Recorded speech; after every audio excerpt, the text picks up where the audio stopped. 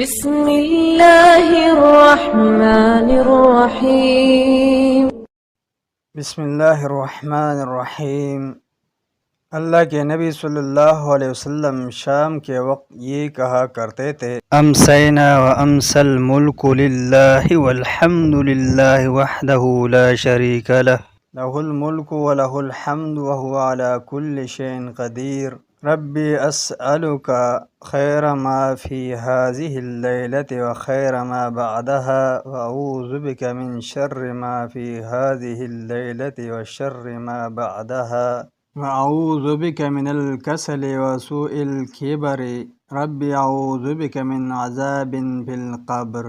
ہم نے شام کی اور اللہ کی مخلوقات نے بھی شام کی، تمام تعریف اللہ کے لیے ہے، اس کے سوا کوئی معبود نہیں، وہ اکیلا ہے، اس کا کوئی شریک نہیں، اسی کی بادشاہی ہے اور اسی کے لیے تمام تعریفیں ہے اور وہ ہر چیز پر قادر ہے۔ اے میرے رب، میں تجھ سے اس رات میں پائی جانے والی اور اس کے بعد آنے والی بلائی کا سوال کرتا ہوں، اور اس رات میں موجود یا اس کے بعد آنے والی برائی سے پناہ مانگتا ہوں۔ اے اللہ، میں سستی اور بڑھاپے کی لاچاری سے پناہ مانگتا ہوں۔ اے میرے رب، میں جہنم اور قبر کے عذاب سے پناہ مانگتا ہوں۔